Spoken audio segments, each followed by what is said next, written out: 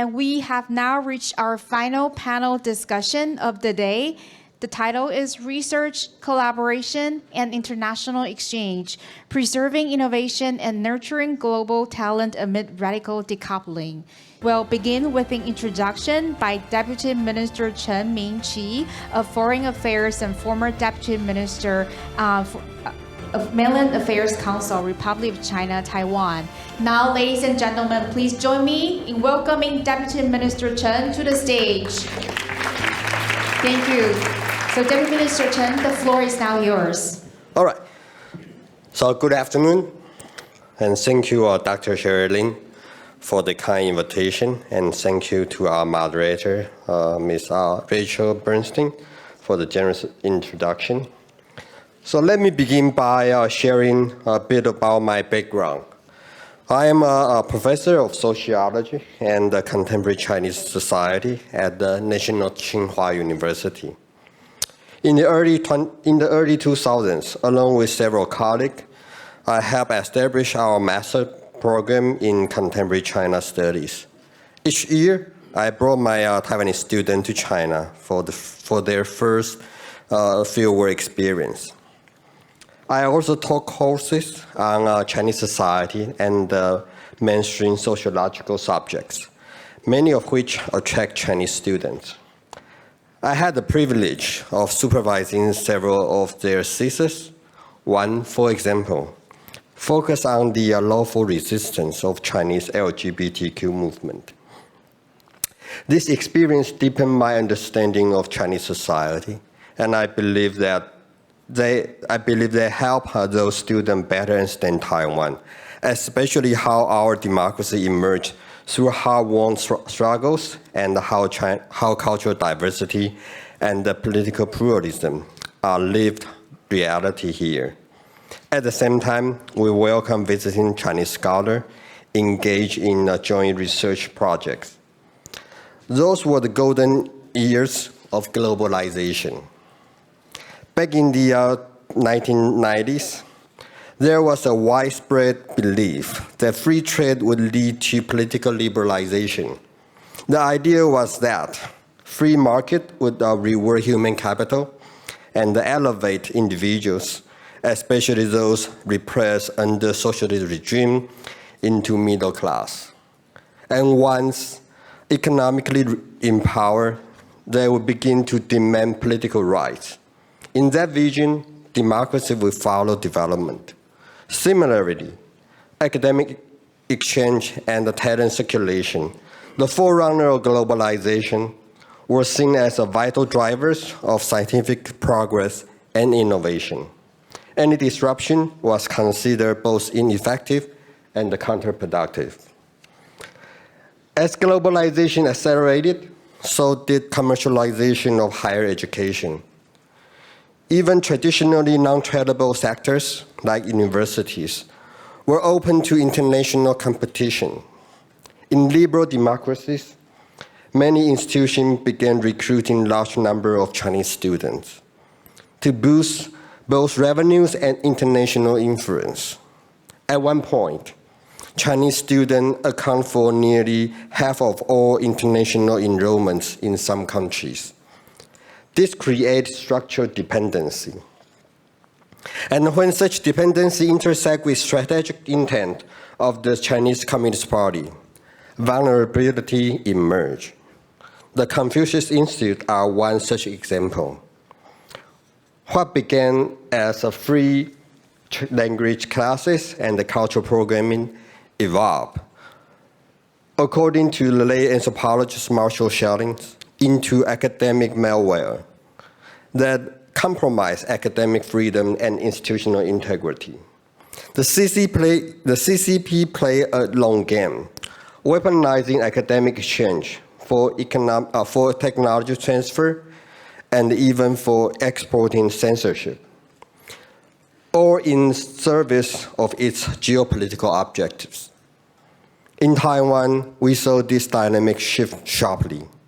After President Tsai Ing-wen took office, cross-strait academic exchange slowed. China's way of punishing a recalcitrant leader and come to a near halt during the COVID-19 pandemic. I witnessed this not only as a professor, but also as Deputy Minister of Mainland Affairs Council during President Tsai's first term. Some universities in Taiwan financially depend on Chinese tuition, practice self-censorship.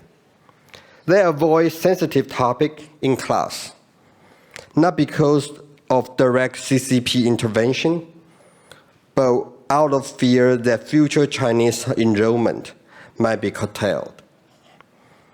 As the renowned sinologist Perry Link once said, CCP's influence is like an anaconda in the chandelier. Its mere presence induces silence, even if it never strikes. Ironically, it wasn't Taiwan that shut the door. Just 1 month before President Tsai's second inauguration, China announced it would hold all applications for Chinese students to study in Taiwan. Though there was no formal ban on exchange students, the effect was the same. Cross-strait academic exchange were effectively frozen amid worsening relations and pandemic restrictions. Yet, Taiwan's international student number has continued to grow. While Chinese enrollment has sharply declined, students from other countries have filled the gap. Globalization is not equivalent to sinicization. Meanwhile, Taiwanese scholars were increasingly unwilling to travel to China. Many have faced harassment, being detained for hours at airports and subject to intense questioning. Under such conditions, true academic exchange is impossible. At the same time, Taiwan has become more globally engaged. When China dominates the global conversation, Taiwan is often overlooked. That is no longer the case. The Ministry of Foreign Affairs has invested in global exchange programs such as the Co-Prosperity Project, Taiwan Fellowship, Talent Cultivation Initiative, and the new Southbound Elite Program, and the Taiwan-U.S. Education Initiative. In collaboration with the Ministry of Education and the National Science Council, we also aim to attract scholars seeking an alternative to the increasingly difficult environment in the higher education elsewhere. Academic freedom and international cooperation are the lifeblood of scientific progress. But the runaway globalization of the early 21st century has come with real national security costs. As we now face a potential global realignment, this may be the right moment to revisit the assumption that underpin the last era. Let me close by invoking the wisdom of Karl Polanyi, a celebrated historian of globalization. In his study of the last great era of globalization, Polanyi warned that unregulated market cause massive social dislocation and eventually fuel destructive populist movements, culminating in Second World War. What followed, however, was a different form of globalization, the governed globalization, anchored in the Bretton Woods system. By looking back at the European history since the 19th century, we gain valuable perspective on today's challenge. It also offers insight into how we might better shape the future by balancing free exchange with democratic resilience. Thank you. Thank you. Ladies and gentlemen, please, with a round of applause, thank Deputy Minister Chen for such an informative introduction. Please return to your seat. And now, with that foundation and tone set with the introduction, Ms. Bernstein, the stage is now fully yours. Thank you, Deputy Minister Chen, for those insightful remarks. As introduced, my name is Rachel Bernstein, and I'm a Fulbright grantee at National Dengzhi University. I want to first thank Shirley, Caroline, and the CAPRI team for inviting me to moderate this important and timely panel. This panel discussion on research, collaboration, and international exchange comes at a time when these trends and debates are converging. As US-China strategic competition has intensified in recent years and even weeks, as discussed in several of our last panels, so too have debates regarding the risks and benefits of academic ties between the two countries. Some experts worry that collaborative research programs pose high risks for fueling China's civil-military fusion program, as Dr. Robin Niblett discussed earlier this morning, forced technology transfers, and intellectual property theft. Others emphasize that international academic and research exchange is needed to tackle universal issues like climate change and promotes a more understanding and an innovative global community. Amid this ongoing debate, new shocks have been introduced by the Trump administration, including cuts to research exchange programs, student visas, and development funding. As Deputy Minister Chen just discussed in his opening remarks, Taiwan is also at the forefront of this debate and must continue to leverage and sustain its highly innovative and technologically advanced society while remaining vigilant to existential security threats from China. So, with this brief context in mind, I'll now introduce each of our distinguished speakers whose expertise and backgrounds will make for an insightful and productive discussion. I'll introduce the speakers in the order that they'll be speaking, responding to the first question, before diving right into the heart of the discussion, as our panel time is actually quite short today. So first and foremost is Professor Wei Shyy, an academician at Academia Sinica and a member of CAPRI's International Advisory Council. Prior to joining Academia Sinica, he was president of the Hong Kong University of Science and Technology and chair professor of mechanical and aerospace engineering. Next, we have Professor Harry Harding, a Yushan scholar and university chair professor at National Chengchi University. He is also a CAPRI board member. He has served as the founding dean of University of Virginia's Frank Batten School of Leadership and Public Policy, in addition to founding the Asia program at the Woodrow Wilson International Center for Scholars. And he has served on the boards of several educational and nonprofit institutions, as well as on the US-China Joint Commission on Science and Technology and US Defense Policy Board. Rounding out the panel is Dr. Randall Nadeau. Dr. Nadeau is the executive director of the Foundation for Scholarly Exchange, also known as Fulbright Taiwan. He is a scholar of Asian religion, and prior to his position at Fulbright, he served as distinguished professor of religion at Trinity University. Dr. Nadeau has participated in and helped organize faculty-led study abroad programs in Taiwan, Japan, Hong Kong, and China, promoting intercultural learning and academic collaboration between the United States and East Asian institutions. So I want to get right into the heart of the panel, as we have to stop at 4:45 for our next speaker. So unfortunately, I will ask that you all keep your remarks brief, so we can kind of get into the discussion. So I'm wondering if you could all please first share your perspectives on the debate regarding academic decoupling. What does international academic and research collaboration look like today in the current geopolitical landscape? And how does this impact your current positions? You all come to this panel having extensive experience with academia, research, and also in more practical ways as well. So I'd welcome your insights. Thank you.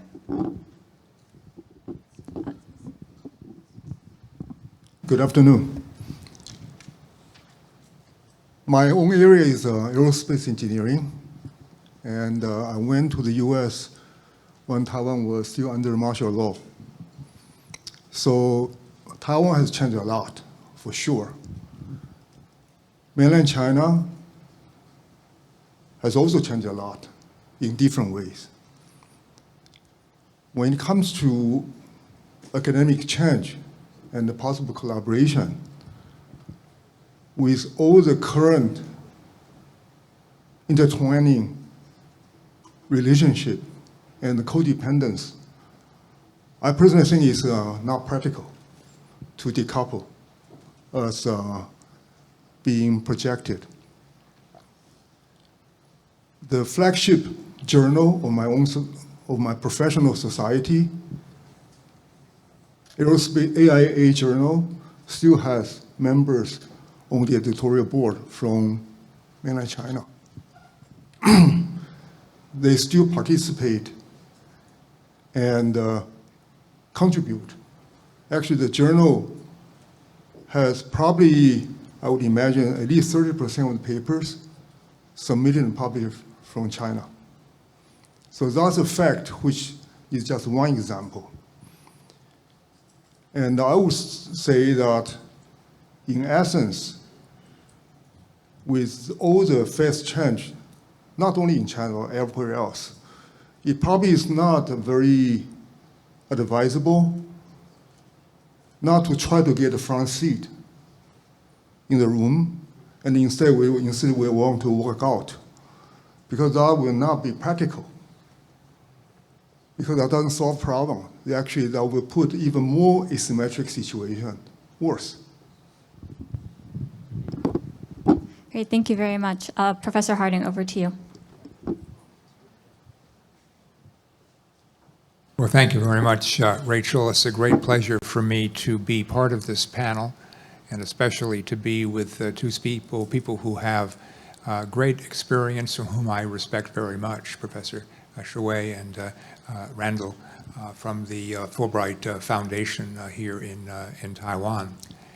I just want to make 2 points today. One is to underscore and to emphasize how much we have to help others understand the importance of both student exchange and scholarly exchange. I think that we often forget that, but let me give you a few points from my own experience and experience of some of my students to try to remind you about how important these opportunities are. Let's begin with student exchange. I actually never did engage in student exchange because I fell victim to some of the problems that block it and that we have to address, not just restoring funding, but overcoming some of the obstacles to student exchange. When I went to college, I went to Princeton, we had very, very few student exchange programs in those years. This was the early 1960s. And most of those that did occur, of course, were the traditional second semester, the freshman year abroad, or at least a freshman semester abroad, more likely. That was very difficult for students at Princeton to undertake, for the very simple reason that in addition to having a mandatory senior thesis, we also had a mandatory junior paper. And therefore, it competed directly with this. Very difficult to do both things at the same time, at the same semester. That was also true at other universities that I worked with or attended. In graduate school, for example, there were very, very few opportunities for study abroad programs for students in political science. I did come to Taiwan to do language study, but basically there was no other opportunity to really take courses on China or on any other part of the Asia-Pacific region. So opportunities were more limited then than they were today. But nonetheless, I was able to travel abroad thanks to my parents, who were, my father particularly was a very globalized person. And he organized the opportunity for me to travel both here to Taiwan, also to Europe, and also to Hong Kong. And there I learned something very, very important. And that is I learned both how similar and how different other countries, other peoples in other countries are to Americans, how they deal with the same issues, seize the same opportunities, but deal with them in different ways.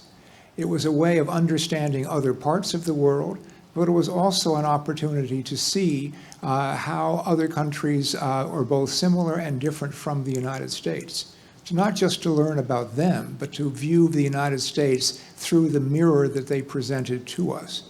And that's the idea that we just heard about in the previous panel, that we need to decide what country we, whether we're Americans or Taiwanese or Japanese or any other part of the world, what kind of society we want for ourselves will be greatly enhanced by our opportunity to see how other countries solve or at least address similar problems, where they succeed, where they fall short. That is the most important thing that I learned from my early experience at traveling abroad. Studying abroad, which I did finally do here, of course, introduced me to a very different culture that I have spent much time in before. But there again, it was the same, to understand how Taiwanese are both similar to and different from Americans, and to get a better sense of my own country by what I saw and I experienced here. With regard to the second topic that we're discussing, and that is scholarly exchange as opposed to student exchange, there I would also echo what Professor Shyy has been saying about the importance of this kind of cooperation. I'm in a very, very different area than he is. I'm more of a humanist than even a social scientist, and certainly more of a social scientist than a mechanical aeronautical engineer or a engineer of any kind. And yet I did have the experience at a fairly early stage in my career to start cooperating with scholars in mainland China, as well as scholars in other parts of the world, including scholars in my own country, to do a series of projects, collaborative projects that I think greatly contributed to both my understanding and I hope contributed to the scholarly community more broadly. For the sake of time, I'll mention only one. It's the one I'm most proud of, and that was the first scholarly collaboration between younger Chinese and American scholars to do a joint study of the history of U.S.-China relations. This was conducted with my colleague Yuan Ming of Peking University of Beida, and many of the younger scholars that she assembled who were studying in China about the U.S.-China relationship. What we did was we not only had younger scholars from both countries, but at the same time we also insisted that each country write about the history, not of their own country, but about the other, to show that they had understood to the satisfaction of their counterparts from the other country how each side viewed the various issues and problems that we conducted our studies on. So in short, I think that there are so many experiences from my own, that have made me understand personally the importance of both student exchange and scholarly exchange. And so it's an enormous tragedy that some people in powerful places in important countries seem to be concerned about the risks and the costs as they see them, or simply don't understand the benefits. And I hope that everyone here will use their influence and raise their voice to try to persuade what a loss to them, what a loss it would be if China and the United States and other countries as well refuse to take advantage of the great benefits that both scholarly exchange and students exchange provide to their own countries and to their counterparts abroad. I'll stop there. Thank you.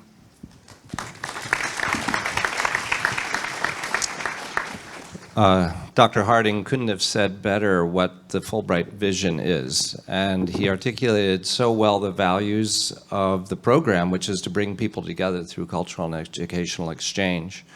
Fulbright had this vision in 1946, signed into law by Harry S. Truman. This Department of State is located in the Harry S. Truman building. So it shows how public diplomacy, these people-to-people exchanges are so important to international relations at a fraction of the cost of other kinds of diplomatic relationships. Trump 1.0 terminated, suspended the Fulbright program in China in 2021. We inherited 35 Fulbrighters who were to be going to China, and they came to Taiwan instead. And I think it was a terrible decision to make, but it was part of a trend that we've been seeing. And the numbers speak for themselves. There were 25,000 American students in China 6 years ago. Now there are fewer than 1,000. I'm told by David Arasi at the Hopkins Nanjing Institute that they're back to full strength in applications. That's true at the Duke program, Duke Kunshan, and NYU. But those, frankly, are kind of a niche market.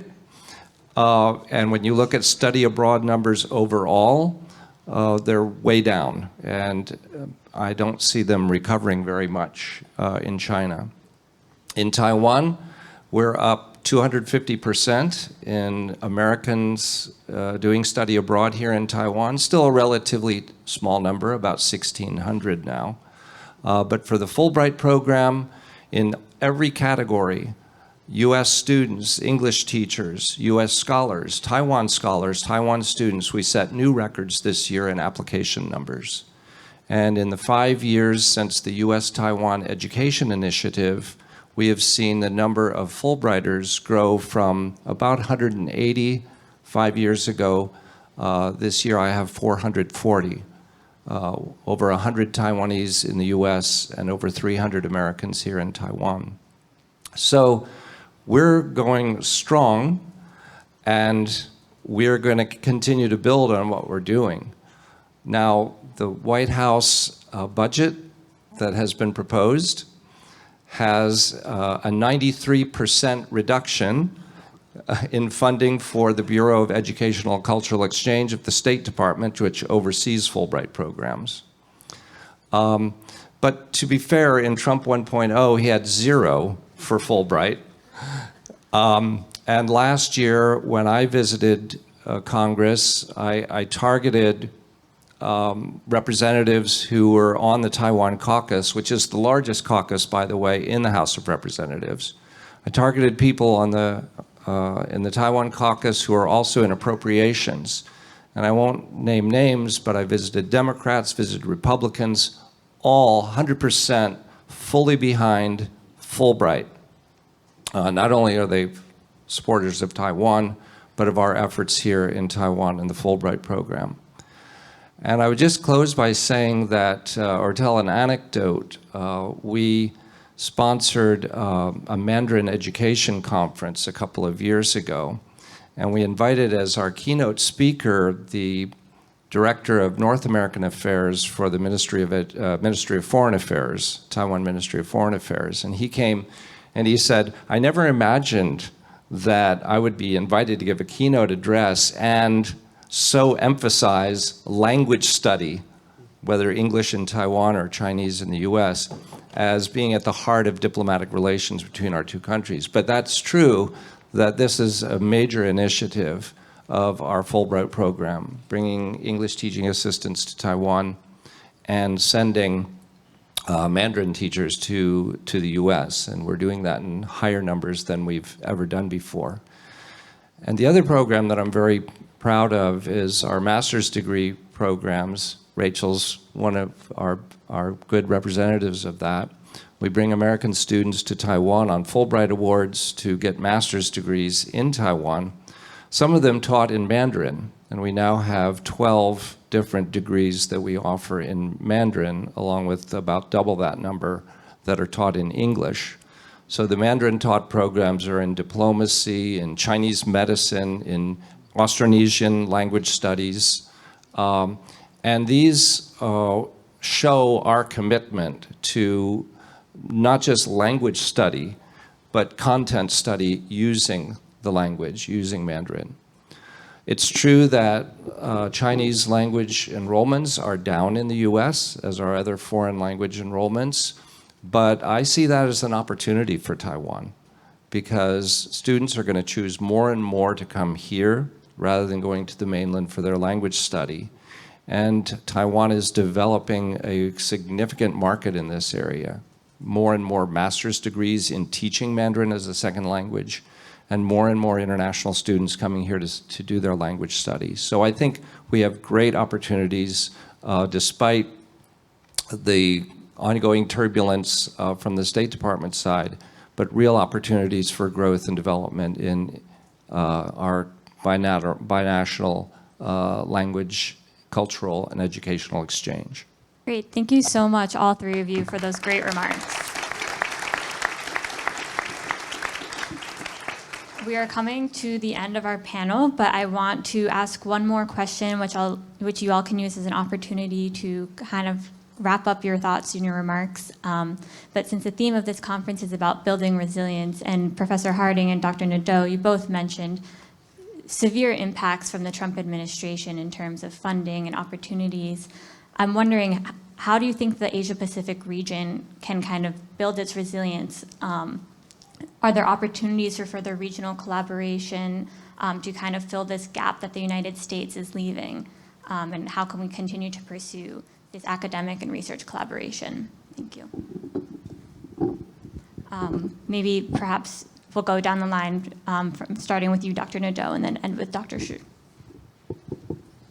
Yeah, well, one of the things I would say very quickly is that more and more American scholars and students are going to be coming to Taiwan for their sinological studies, for their studies of China. And it kind of goes back to my generation. I mean, 40 years ago, I was a young graduate student studying China, and it was more practical to come to Taiwan, which was preserving Chinese culture, right? This was still during the martial law period. Now we have a similar circumstance where we're going to see scholars of Chinese history, Chinese politics, Chinese literature and language coming to Taiwan to do their sinology. I think it's a golden opportunity for Taiwan. It's a different environment now. The professors and researchers at Academia Sinica 40 years ago were mainlanders. They were intellectuals who escaped communism. Now we have a new generation of students and scholars who are looking at China in a sense from the outside. But it's a great opportunity for Taiwan, I think, to develop in this area, this study of China in all aspects, whether political or cultural, and to be a leading edge, a leading force for open, free, research-based study of Chinese history and culture. Well, I will say exactly about Randall's comments that he kindly said about mine. I couldn't have put it better myself. Of course, there's an amazing opportunity now for Asia collectively, as well as individual countries and societies in Asia, to pick up the slack and give the opportunities for American and other foreign students that may be experiencing more obstacles or reduced funding, especially in the United States. But I think that the main message that I would give to anyone who wants to do this, whether it's one country or a group of countries, this will always be a very competitive business, interestingly, that students abroad and scholars abroad will find many opportunities to choose from. And therefore, I think that they have to think very creatively and design programs in consultation with the students and scholars that they wish to attract if they're going to succeed. I think too many universities, especially in the United States, simply think that if they offer it, others will come. That may be true to a degree, but I think that that kind of will simply offer what we always offer, and foreign students will come and they'll have a good time and learn something, is an overly passive way of doing it.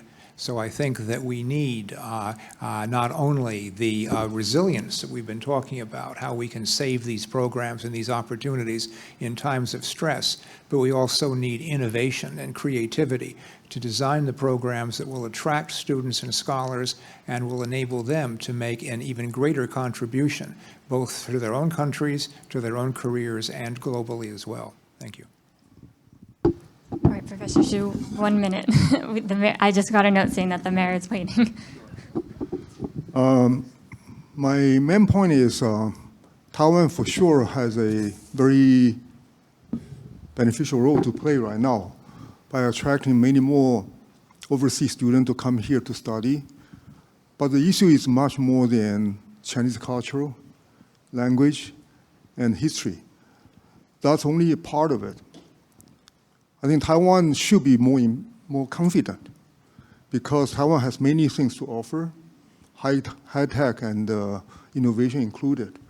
And that part, again, Taiwan should find a way to naturally integrate into the international society because this is not political. This is about education. And that, I would say, has least barrier unless we choose to impose such a barrier ourselves. Great, thank you. And with that, please give our panelists a big round of applause. Thank you so much for your remarks. Thank you. Also, a big thank to our moderator for doing a great job. And again,